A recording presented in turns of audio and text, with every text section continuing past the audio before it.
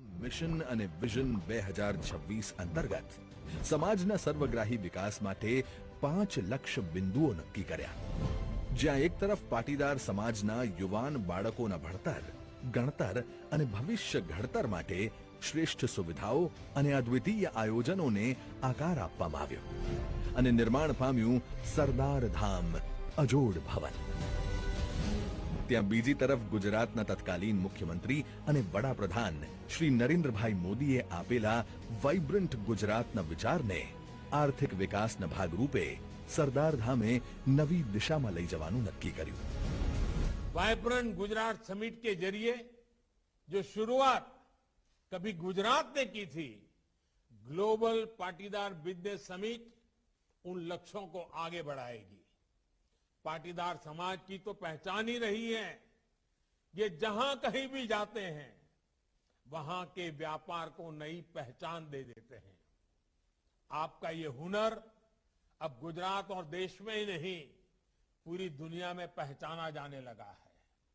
लेकिन पाटीदार समाज की एक और भी बड़ी खूबी है, ये कहीं भी रहे भारत का हित आपके लिए सर्वोपरि रहता है.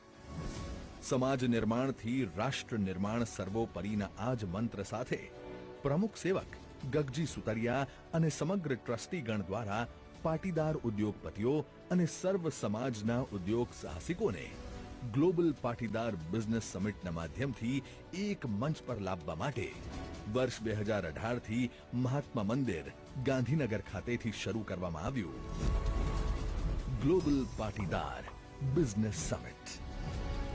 દર 2 વર્ષે આયોજિત થતું આ સમિટ પાટીદાર સમાજની નવી પેઢી માટે બન્યું સફળતાની એક નવી દિશા. વર્ષ 2018 અને 2020માં ગાંધીનગર ખાતે આયોજિત સમિટની સફળતા બાદ ફરી એકવાર ગુજરાતના ઔદ્યોગિક હબ તરીકે ઓળખાતા સુરત ખાતે આયોજિત થઈ રહ્યું છે ગ્લોબલ પાટીદાર બિઝનેસ સમિટ 2022, જ્યાં 12 થી વધુ ચાવીરૂપ બિઝનેસ સેક્ટર્સના 950 થી વધુ સ્ટોલ્સ બનશે એક્ઝિબિટર્સ માટે સફળતાની સીડી.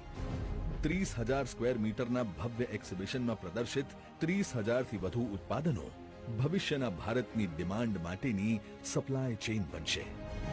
કારણ કે B2B મીટિંગ્સ જોડશે ઉદ્યોગપતિઓને અને એક્ઝિબિટર્સને નવા ડિસ્ટ્રીબ્યુટર્સ સાથે. દેશ વિદેશથી આવનારા પ્રતિનિધિઓ અને ઉદ્યોગપતિઓની સાફલ્ય ગાથાઓ યુવા ઓન્ટરપ્રિનર્સને જોડશે મોટિવેશન સાથે, જેનાથી સાકાર થશે આત્મનિર્ભર ભારત બનાવવાનો સંકલ્પ. કારણ કે મહેનતનો કોઈ પર્યાય નથી અને પાટીદારોની સફળતાનું રહસ્ય એમની સાહસિકતા સાથે વ્યાપાર ક્ષમતા છે. અને આ ઉદ્યોગ રત્નો છે પાટીદારોની સફળતાના સાથીદાર. કારણ કે જેમ પહેલા કીધું એમ, જ્યારે એક વિઝન આવનારી પેઢી માટે આદર્શ બને અને આ આદર્શ જ્યારે ઉજ્જવળ ભવિષ્યનો પાયો બને, ત્યારે સાકાર થાય છે સપનાઓ, જેનું શ્રેષ્ઠ ઉદાહરણ છે ગ્લોબલ પાટીદાર બિઝનેસ સમિટ 2022.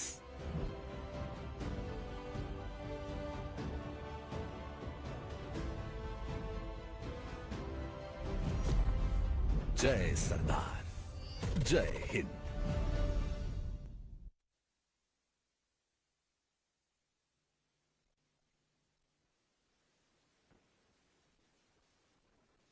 હવે આપ સાહેબને વિનંતી કરવામાં આવે છે કે સરદારધામ સમિટ અને એક્ઝિબિશનની સફળતા માટે આપના શુભાશીષ અને આશીર્વાદ માટે વિનંતી કરું છું.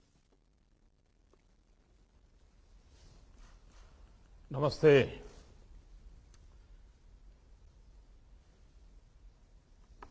गुजरात के लोकप्रिय मुख्यमंत्री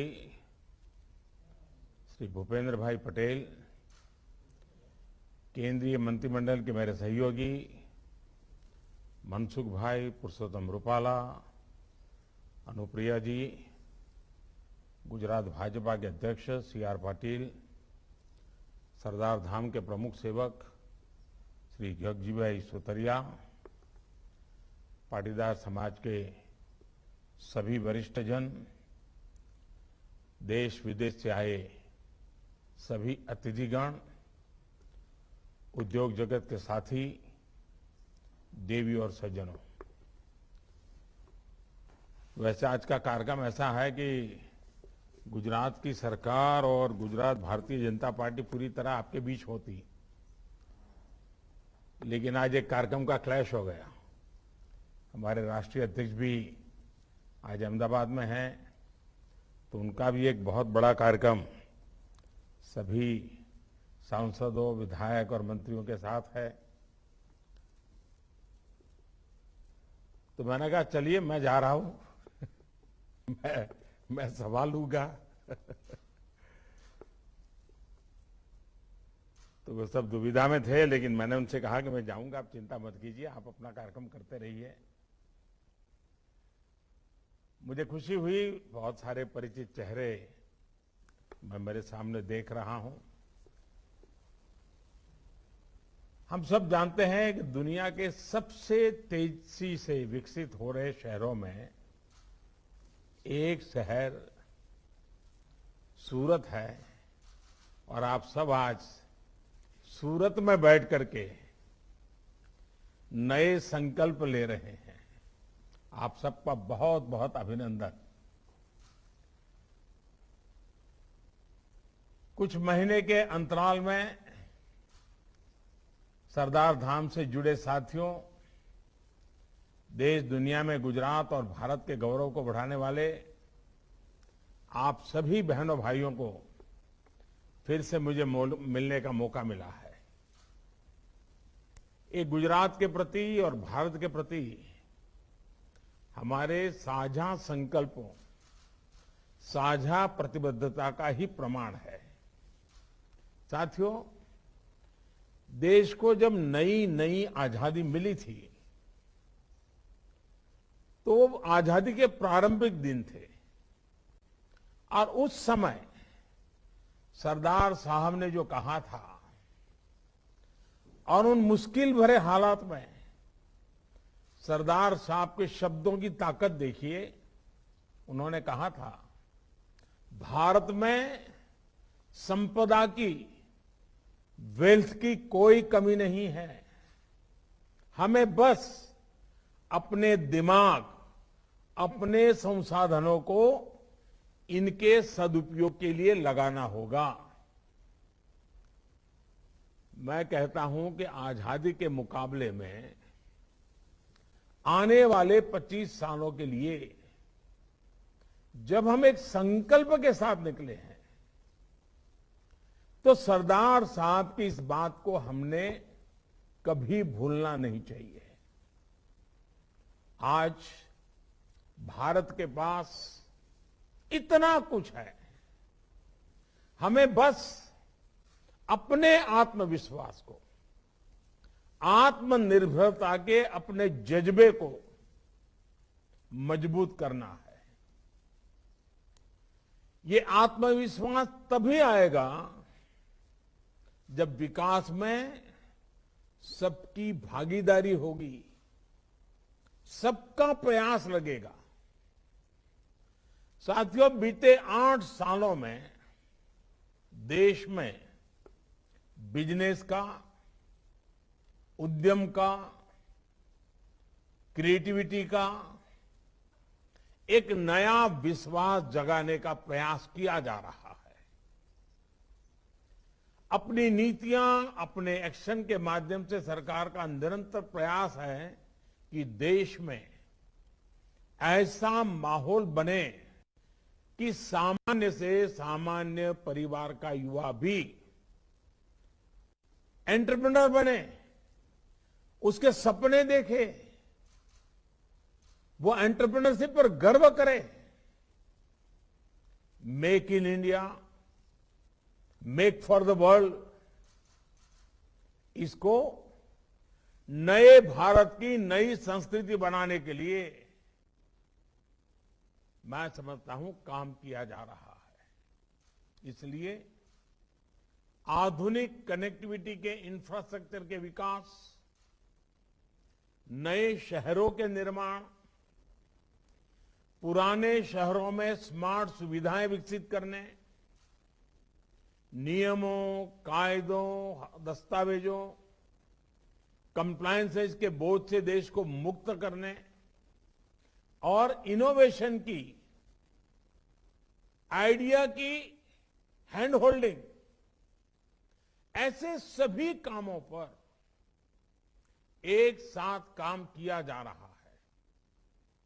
साथियों, मुद्रा योजना आज देश के उन लोगों को भी अपना बिजनेस करने का हौसला दे रही है जो कभी इसके बारे में सोचते भी नहीं थे। स्टार्टअप इंडिया से वो इनोवेशन, वो टैलेंट में भी आज यूनिकॉर्न के सपने साकार होते देख रहा है, जिसको कभी रास्ता नहीं दिखता था। प्रोडक्शन लिंक इंसेंटिव यानी पीएलआई योजना ने पुराने सेक्टरों में तो मेक इन इंडिया का उत्साह तो भरा ही है, सेमीकंडक्टर जैसे नए सेक्टर्स के विकास की संभावनाएं भी उभर करके सामने आ रही है। अब देखिए, कोरोना काल की अभूतपूर्व चुनौतियों के बावजूद देश में एमएसएमई सेक्टर आज तेजी से विकास कर रहा है। लाखों करोड़ रुपए की मदद देकर एमएसएमई से जुड़े करोड़ों रोजगार बचाए गए और आज ये सेक्टर नए रोजगार का तेजी से निर्माण कर रहा है। यहां तक कि रेहड़ी ठेले जैसा बहुत छोटा व्यापार कारोबार करने वाला देशवासी भी आज भारत की ग्रोथ स्टोरी से अपने आप को जुड़ा महसूस करता है। पहली बार उसको भी पीएम स्वनिधि योजना से फॉर्मल बैंकिंग सिस्टम में भागीदारी मिली है। हाल ही में हमारी सरकार ने इस योजना को दिसंबर 2024 तक के लिए एक्सटेंड कर दिया है। साथियों, छोटे से बड़े हर व्यवसाय, हर कारोबार का देश के विकास में महत्वपूर्ण योगदान है। सबका प्रयास की यही भावना तो अमृत काल में नए भारत की ताकत बन रही है। मुझे खुशी है कि इस बार की समिट में आप इस विषय पर विस्तार से चर्चा कर रहे हैं અને જ્યારે સુરતના લોકોને મળી રહ્યો અને આટલી મોટી સંખ્યામાં દેશ વિદેશથી બધા આવ્યા હોય અને હમણાં ગગજીભાઈ બહુ ભાવુકતાપૂર્વક વિસ્તારથી બધી વર્ણન કરતા હતા।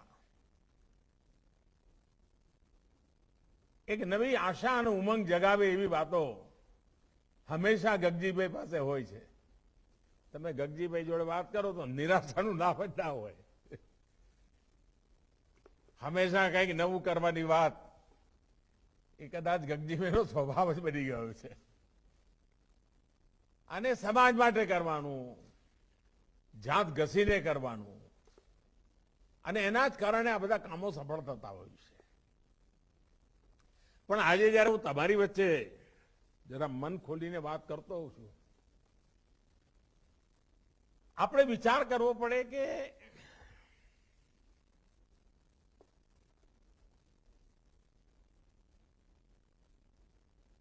માત્ર જમીનો લેવી અને વેચવી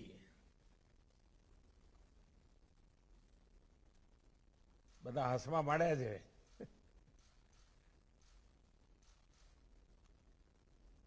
કોઈ એ કામ કરે મને વાંધો નથી, પણ એ જ કરવાનું છે। પછી મોટી મોટી યોજનાઓ અને મોટી મોટી સ્કીમો ને પછી આટલા ફ્લેટ બનાવીશું ને આટલા બંગલા બનાવીશું ને, ચલો એ પણ એક કામ છે। હીરાની દુનિયામાં તો આપણે હીરા બનાવી ગયા, પણ હું આજે કંઈક જુદા ક્ષેત્રોમાં તમને લઈ જવા માંગુ છું। અને મને ખાતરી છે કે ગગજીભાઈ મને બરાબર સમજે છે એટલે ગગજીભાઈ બરાબર પકડશે. ભલે આપણે આ સમિટ દર 2 વર્ષે કરતા હોઈએ, પણ મારું એક સૂચન છે ગગજીભાઈ કે એક 10-15 ગ્રુપ બનાવો સમાજના, અને એમાં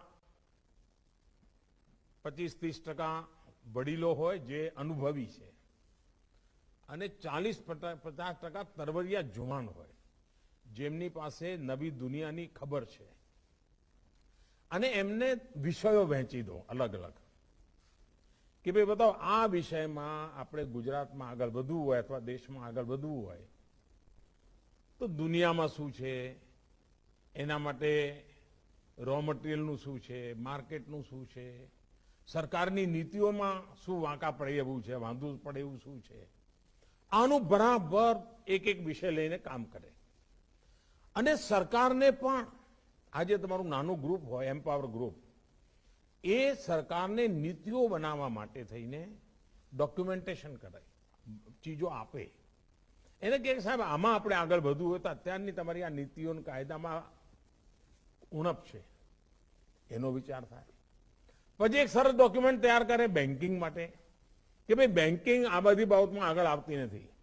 હવે મને ખબર છે અમારે ત્યાં દર અઠવાડિયે તમારા ડાયમંડ વાળા એક ફરિયાદ કરે છે, બેંકો વાળાએ અમને નામું નક્કી લાગ્યું છે કંઈક કરો અમારું. તો નીતિઓમાં ક્યાં ભૂલ છે, કેમ પ્રાયોરિટીના પ્રશ્નો ઉભા થાય છે. એવી રીતે ફિનટેક આખો કારોબાર ફાઇનાન્સની દુનિયામાં ટેકનોલોજી, આવા અલગ અલગ વિષયો આપણે નક્કી કરીએ કે ભાઈ આ વખતે 10 વિષયો કરવા છે, અને 10 વિષયોમાં પછી એમાં બહારના એક્સપર્ટ પણ લઈએ, એકેડેમિશિયન્સ લઈએ, અને કોઈ પણ ચીજ ગ્લોબલ સ્ટાન્ડર્ડનો જ વિચાર કરવા, એનાથી નીચે વચવાનું નહીં. અને હું આપને વિશ્વાસ આપું છું કે તમારા આ ગ્રુપ આ પ્રકારના આખા ડોક્યુમેન્ટેશન કરીને જો મારો સમય માગશે તો હું વારાફરતી એમને સમય આપીશ, એમના પ્રેઝન્ટેશન જોઈશ, સરકારના લોકોને પણ બેસાડી સાથે બીજા વિભાગોના, અને આપણે સાથે મળીને નીતિઓ બદલવાની હોય. ઇવન યુનિવર્સિટીમાં કોર્સીસ બદલવાની જરૂર પડે. ઘણીવાર કેટલાક વિષય એવા હોય કે આપણને યુનિવર્સિટીમાં ભણાવવામાં ભાઈ આ હવે જમાનો જતો રહ્યો, હવે આ ભણાવવું પડે. સ્કિલ ડેવલપમેન્ટમાં બદલ કરવો હોય તો એમાં વિચાર કરાય. તો એક તો આના ઉપર આપની ટીમ કઈ કામ કરી શકે કે. બીજું એક મને લાગે છે કે ભારત સરકારે જે નેશનલ એજ્યુકેશન પોલિસી લાવી છે એનઈપી, હિન્દુસ્તાનમાં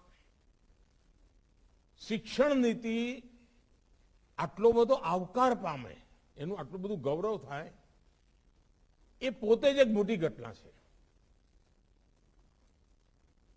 હિન્દુસ્તાનમાં ગમે તે રાજનીતિક વિચારધારાના લોકો હોય, ગમે તે એકેડેમિક દુનિયાના લોકો હોય, બધાએ એને ગૌરવપૂર્વક સ્વીકાર કર્યો છે.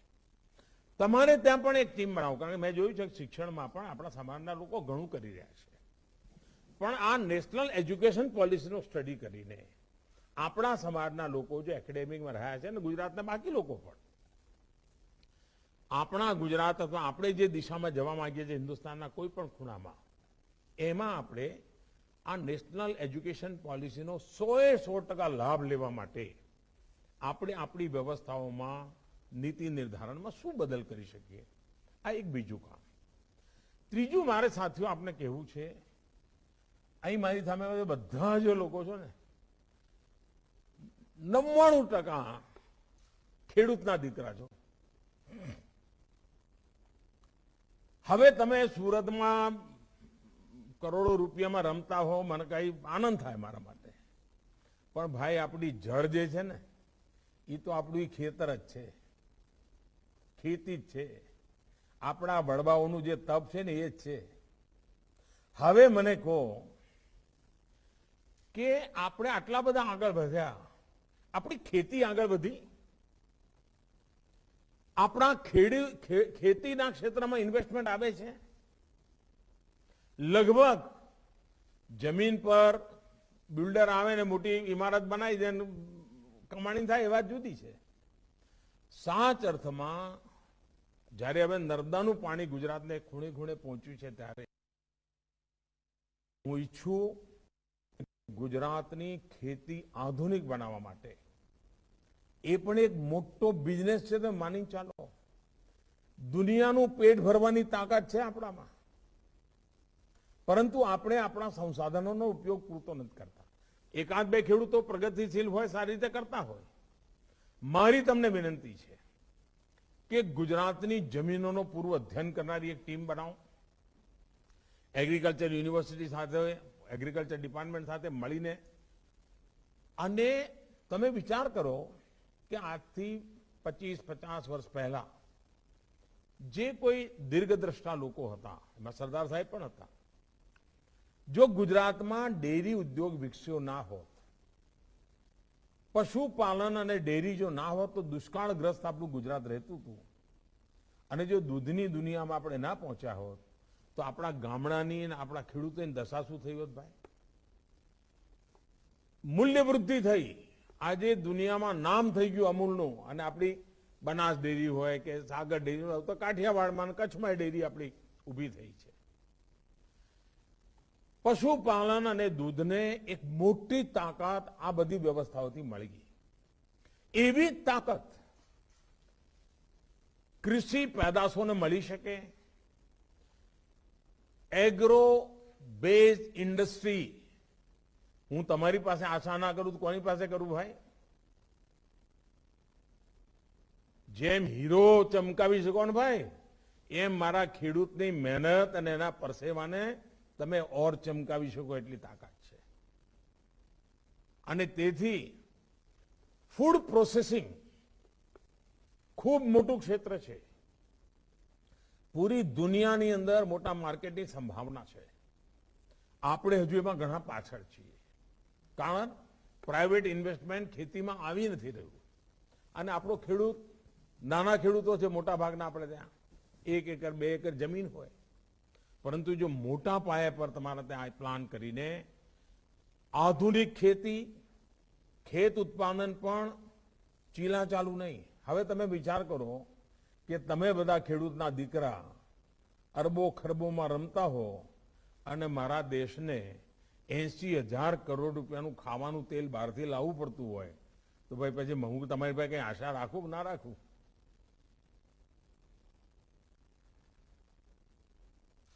આપણે આ બદલાવ લાવી શકીએ કે ના લાવી શકીએ? આત્મનિર્ભરની વાત કરીએ તો ખાલી ડાયમંડમાં થોડું આત્મનિર્ભર થવાનું હોય ભાઈ. અને એટલા માટે ફૂડ પ્રોસેસિંગ ભારત સરકારની એફપીઓની યોજના બની છે. નાના નાના ખેત ઉત્પાદન વાળાના સંગઠનો, ખૂબ પૈસા ભારત સરકાર આપે છે. આપ વિચાર કરો કેટલું મોટું ક્ષેત્ર છે. એ જ રીતે તમને ખબર છે કે ઓર્ગેનિક ઉત્પાદ તમે પણ તમારામાંથી 90% બજારમાં ખરીદવા જતા હશો તો 4 વાર જોતા હશો લેવલ ઓર્ગેનિક છે ભાઈ. કેરી ખાવા લેવા જાવ તોય ઓર્ગેનિક જોવો તમે. હવે તો ઘરમાં આપણી બધી માતાઓ બહેનો પણ ઓર્ગેનિક લાયા છે એમ કહેતા હોય. જમવા બેસાડો તો કહે કે હા આજે શાકભાજી ઓર્ગેનિક છે, અમારે તો ખાવ જરા એમ કે. હવે જો આ આકર્ષણ આપણા ઘરના ડાઇનિંગ ટેબલ સુધી પહોંચ્યું હોય, તો આપણે હવે આપણા સદનસીબે ગુજરાતના ગવર્નર આચાર્ય દેવવ્રતજી સમર્પિત ભાવે પ્રાકૃતિક ખેતીનું અભિયાન ચલાવી રહ્યા છે. ગુજરાતના ખેડૂતોએ પ્રાકૃતિક ખેતીને ગળે લગાવી છે. આપણે એમાં વ્યાપારિક બુદ્ધિથી જોડાઈ શકીએ, નેચરલ ફાર્મિંગમાં. એ જ રીતે જેમ દૂધમાંથી બધી જુદી જુદી પ્રોડક્ટ અને ડેરી ઉદ્યોગ વિકસ્યો, એવી તાકાત ગોબરમાં છે. આપણે ગોબરધન મોટો પ્રોજેક્ટ ભારત સરકારે નક્કી કર્યો છે. તમે બધા ઉદ્યોગકારો, તમે જે જિલ્લામાંથી આવો છો, એ જિલ્લામાંથી જેમ ડેરીનું આખું મોડેલ છે, એવું ગોબરધનનું મોડેલ બનાવી શકો. અને એમાંથી ગેસ ઉત્પાદન થાય, ગેસનું ઇન્ડસ્ટ્રીમાં વેચાણ થાય, અને એમાંથી પ્રાકૃતિક ખાતર તૈયાર થાય, એ પણ લોકોને જાય. આપણે ત્યાં ઉમરેઠમાં એક પ્રોજેક્ટ છે, હમણાં મેં મારે ત્યાં કાશીમાં, જ્યાં હું એમપી છું, ત્યાં બનાવ્યો છે. આપણે ત્યાં બનાસ ડેરી એ સરસ બનાવ્યું છે. આ બધા ખેતી સાથે જોડાયેલા છે. એ આપણે કરી શકીએ. આપણું એક સપનું છે ગુજરાતમાં કે આપણો અન્નદાતા ઉર્જાદાતા બને. ખેતી, ખેતર અને ઉદ્યોગ. શા માટે આપણા ખેડૂતને ગાઈડ ના કરી શેઢાની જમીન બે પડોશી જોડે ઝઘડા ના એટલે 2 મીટર જમીન આપણી બરબાદ થાય છે. ઓલો એ વાડ કરે ને આ એ વાડ કરે, 2 મીટર જમીન બરબાદ થાય છે. એના ઉપર ખાલી સોલાર પેનલ લગાવીને આપણા ખેડૂતોને અન્નદાતા ઉર્જાદાતા બી બની શકે, આપણું ગામડું સમૃદ્ધ થઈ શકે. ગુજરાત સરકારે નીતિ બનાવેલી છે, ખેડૂતો વીજળી ઉત્પાદન કરે તો એને ખરીદવાની નીતિ બનાવેલી છે. પણ આમાં તમારે ઉદ્યોગ જગતના લોકોએ જોડાવવું પડે, આપણી યંગ જનરેશનને જોડાવવું પડે. હું એટલા માટે ગામ આધારિત અર્થકારણનું તમારી પર આગ્રહ રાખું છું, કારણ કે ઘણીવાર આપણને મોટું મોટું તો સરસ દેખાય છે, પરંતુ પાયાના કામ માટે તમે અમારી મદદ કરી શકો. અને હું 100% કહું છું કે તમે કરી શકો. એ જ રીતે એક સેવાનું કામ. આ આઝાદીનો અમૃત મહોત્સવ છે. એક સપનું આપણે જોયું છે. પહેલાના જમાનામાં આપણને ખબર છે કે કોઈ મોટી ઘટના બની હોય, કોઈ મોટો વિજય થયો હોય તો ગામમાં વિજય સ્તંભ લગાવ્યો હોય, કોઈ ગામની અંદર બહુ મોટી ઘટના બની હોય તો ગામનો ગેટ બનાવ્યો હોય. આ તો આપણે ઇતિહાસમાં જોતા આવ્યા છીએ. આઝાદીના 75 વર્ષ થયા, એની યાદગીરીમાં આપણે શું કરી શકીએ જે આવનારી પેઢી યાદ રાખે? ભાઈ, આ ભારતના આઝાદીના 75 વર્ષ થયા તો આ કામ આપણા ગામમાં થયું. અને એટલા માટે એક નાનકડી વાત મેં કરી છે કે દરેક જિલ્લામાં 75 મોટા તળાવ બનાવી શકીએ. અમૃત સરોવર નામ મેં આપ્યું છે. એક જિલ્લામાં 75. આપ વિચાર કરો, એ પાણી આપણે સફળ થયા જ્યારે ગુજરાતની અંદર હું હતો અને ચેક ડેમની વાત કરી. મેં સુરતના બધા લોકોને વખતે જોડ્યા હતા, તમે બધા એમાં મને મદદ પણ કરી હતી. અને ગુજરાતમાં આપણે આખું ચેક ડેમનું માળખું બનાવ્યું અને આપણા પાણીના તળ ઉપર આવ્યા. પાણીના તળ ઉપર આવ્યા તો નહીં, જમીનની પણ કિંમત ઉપર ગઈ. હવે આપણે આ એક જિલ્લામાં 75 તળાવ, અને તળાવ એટલે મામૂલી નહીં, પર્યટનનું કેન્દ્ર બની જાય, આકર્ષણનું કેન્દ્ર બની જાય. સાંજ પડે ગામના વડીલો ત્યાં જઈને બેસવાનું મન થાય એવા તળાવ. આઝાદીના અમૃત મહોત્સવ નિમિત્તે 75 તળાવ એક જિલ્લામાં, 5 જિલ્લા, 10 જિલ્લા, 15 જિલ્લા તમે દત્તક લઈ શકો. અને આ 15મી ઓગસ્ટ પહેલા કંઈક કરી બતાવી શકો. તમને થશે કે અમે તો અહીંયા કારખાના નાખવાની વાત કરતા હતા, મોદી સાહેબ તો પાછા જ્યાંથી આવ્યા હતા ત્યાં મોકલે છે. મૂળ એ જ તાકાતવાળું છે ભાઈ. આપણે આજે જે ફૂલા ફાલ્યા છીએ ને એનું કાળ પેલી જડો આપણી મજબૂત હતી.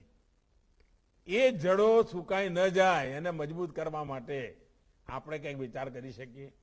અને આમાં પણ ટેકનોલોજી છે, આમાં પણ આધુનિકતા છે, આની અંદર પણ દુનિયાના બજારને કબજે કરવાની તાકાત છે.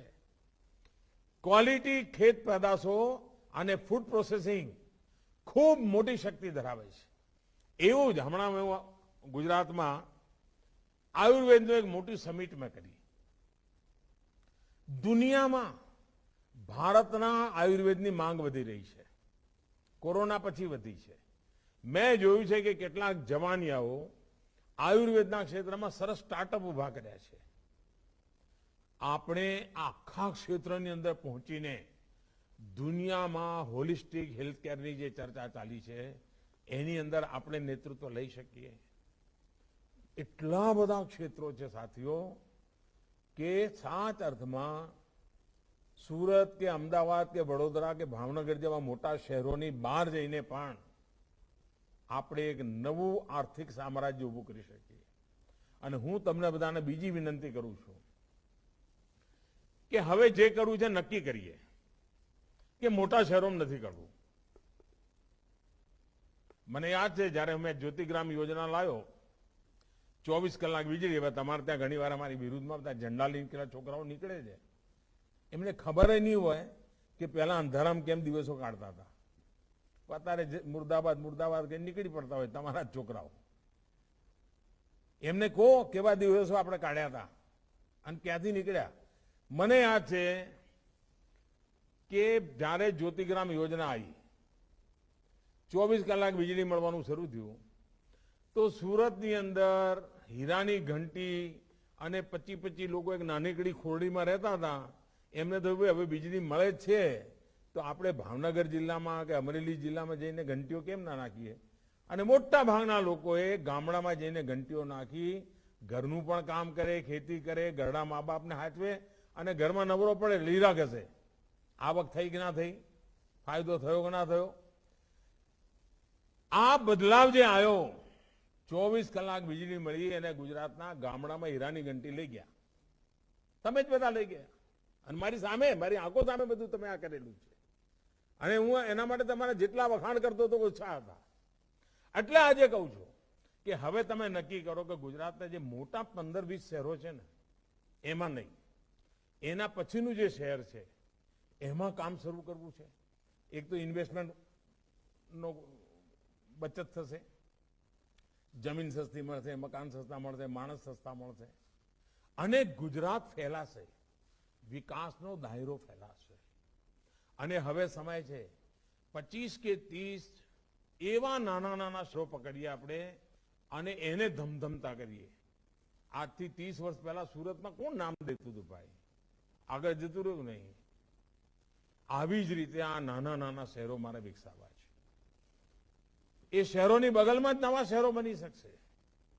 તો તમારી આ યોજનાની અંદર તમે આટલા બધા સમિટની અંદર લોકો મળ્યા છો, આ દિશામાં વિચાર કરી શકો તો મારા મનમાં લાંબા ગાળાની યોજનાઓ સાથેની સ્કીમ બનાવનારું એકેડેમિક વર્લ્ડ હોય, બિઝનેસ સર્કલ હોય, ફિનટેક વાળા હોય, એ મારી સાથે આવે, બેસે. હું ટાઈમ આપવા તૈયાર છું.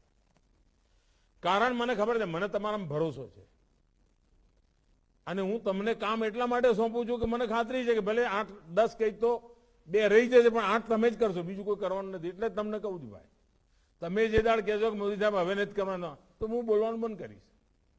પણ તમે કરો છો એટલે હું કહેવાનો, તમે ના કરો તો ના કહું.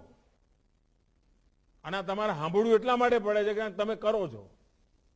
મેં આજ સુધી તમને જેટલું કહ્યું બધું તમે કર્યું છે અને જયારે તમે કરતા જ હોય તો કહેવાનું મન પણ થાય. અને એટલે મારી અપેક્ષા છે દોસ્તો કે એક નવા વિશ્વાસ સાથે અને વૈશ્વિક, હવે આપણે નાનું કશું કરવું નથી ભાઈ, પાછળ વળી જોવું નથી. એક નવા તરફ હું માનું છું કે આપણા જવાનીઓ, તમે એક સારું કામ કર્યું છે કે આપણા પરિવારના ત્રીજી પેઢી જે છે એ છોકરાઓ સરસ ભણવા ભણવામાં પણ હવે જગેવા નહીં રહે. તમારે ત્યાં ઘણા ટાબરિયાઓ મને મળવા આવતા હોય છે, મને આનંદ થાય છે એમને મળવું. તો તદ્દન નવા વિચારો લઈને આવે છે, નવું કરવાના મૂળ સાથે આવે છે. શિક્ષણમાં પણ નવું શીખવાની વૃત્તિવાળા બાળકો છે. આ મોટી એસેટ છે આપણી. એને ધ્યાનમાં રાખીને આ સમિટને આપણે આગળ લઈ જઈએ તો 2 વર્ષે ભલે મોટી સમિટ કરીએ પણ દર વચ્ચેનું જે 1 વર્ષ હોય એમાં પેલા જે ગ્રુપ બનાયા હોય એની વચ્ચે વિચાર કરીને આપણે આગળ વધીએ અને 8 કે 10 ચીજો પકડીએ, એમાં છાઈ જવું છે. પછી 2 વર્ષ પછી બીજી 10 ચીજો પકડીશું. તો મને ખાતરી છે તમારી આખી ટીમ નવું વિચારનારી છે, આગળનું વિચાર કરનારી છે, ટેકનોલોજીનો સદુપયોગ કરનારી છે. મારી તમને ખૂબ શુભેચ્છાઓ છે.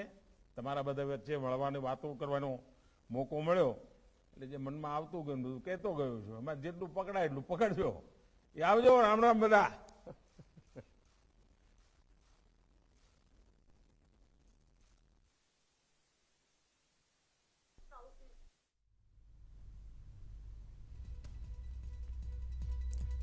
તો પીએમ મોદીએ વર્ચ્યુઅલી સંબોધન કર્યું છે. તેમણે જણાવ્યું છે કે સુરતનો વિકાસ ખૂબ જ ઝડપથી થઈ રહ્યો છે. સરદાર સાહેબના જે સિદ્ધાંતો છે તેને ધ્યાનમાં રાખીને આવતા 25 વર્ષ માટે તેટલું જ કાર્ય કરી ભારતે હવે આત્મનિર્ભર બનવાનું છે. વિકાસમાં સૌની ભાગીદારીથી વિશ્વાસ વધશે.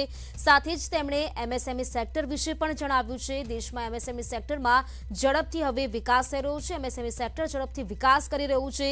દરેક નાનામાં નાના જે ઉદ્યોગો છે તેના ભારતના વિકાસમાં તેનું મહત્વપૂર્ણ ફાળો પણ છે. સાથે જ તેમણે જે ત્યાં તમામ લોકો બેઠા હતા તેમણે પણ જણાવ્યું છે કે 99% લોકો ખેડૂતોના દીકરા છે, પરંતુ સવાલ એ છે કે શું ખેતી આગળ વધી છે?